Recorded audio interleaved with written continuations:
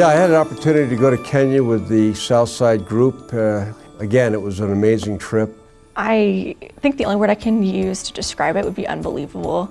We got to see a lot of our brothers in the Lord that grew up with no families, no home, clearly the orphan that God has a tender heart for. You can just see the emotion through our team, just how much God touched our hearts.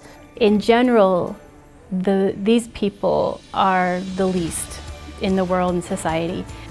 Once you get to spend time with them, these people will be first. I think the thing that struck me the most was how much we have here and how much we take for granted and how much we complain even though we have everything. My desire was to care for their souls and also just to be encouraged by them in their faith, having so little and seeing how God works in their life compared to our American lifestyle of self-dependency, of banking on our 401ks and retirement plans and making our heaven here in Denver, as Ken would say. One of the things that really touched my heart is the street men. We brought them to the boys' home. The boys washed them and they cleaned them up and they fed them. It was one of the most humbling things I have ever experienced. They're ministering to the people who used to beat them and abuse them, and they love their enemies, which is something I think everybody can learn from, especially me. We got to meet the Sudanese pastor and hear a little bit of his story, and then go in and visit the homes of basically they were Sudanese women who have been widowed for the most part. And that, man, that was incredible. God stretched me a lot. I was praying for that before I even went. I don't sing in front of people, I sang in front of their church. The way they praised the Lord was from the heart, from their guts, from everything that they had inside of them. It was so fun to watch the boys get these backpacks, and they were so excited to get presents because they're not used to having anything for Christmas. They don't even know really what it's all about. So Hannah and James has had to teach them. They got the blankets and they got toys and they got Swahili Bible and a whole bunch of fun things. The boys were so excited to get toothpaste and deodorant and just everything in those backpacks. Within that, those gifts were Bibles in their native language, and being able to watch them with excitement and open up all of these gifts, but then when they get to that Bible, the absolute exuberance that were on their faces and being able to say, oh, thank you. That really makes the trip worth it all. Thank you. Hold that up, Bible.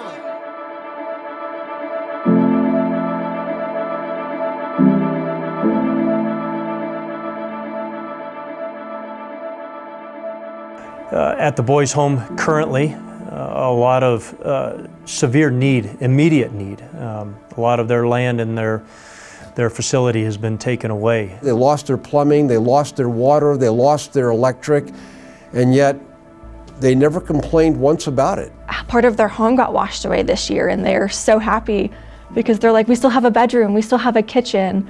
So I think the biggest thing that they need is they need a new house. They need somewhere safe, that they can be somewhere that's not going to get burned down or washed away, somewhere they can bring more kids. We've been really excited about this ministry since we met the Drakes and just their heart for street kids. And a couple months ago, they asked us if we would be willing to go over and help build this new house. And there's nothing else we'd rather do. Upon arrival, we went to see the land that the Lord has miraculously provided for these boys.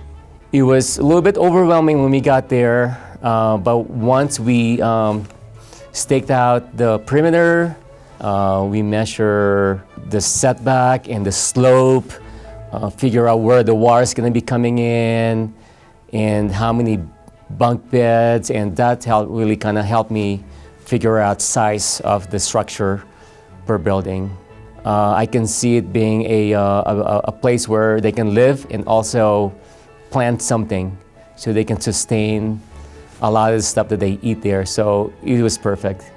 So the plan is that we're going to get some temporary structures up, get the boys out of the place they're in now where they're not wanted anyway, and get them into a temporary structure where they'll at least have some some security.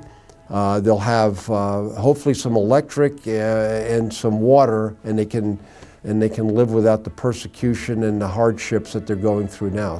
It was surreal to see that the Lord has started to direct our paths as we've been trusting Him and waiting on Him. And We're going to come halfway across the world because they are so worth it to us. And I cannot wait to go back to see my brothers, whether it's for the rest of my life or whether it's on occasion going every couple of years or every year. I definitely plan to go back in April, and I encourage you to come with us. This is one of the most just life-changing experiences you will ever see, ever do. We're just really excited for this opportunity to go there and be part of this ministry. This ministry is such a picture to these boys of the gospel and to anybody who has the opportunity to come and see of the gospel on display. The land was perfect and a lot of opportunity. I think the boys will like it when it's all done. The plan's intact, and I want the church to really get behind this project. It's amazing. Take it from me firsthand.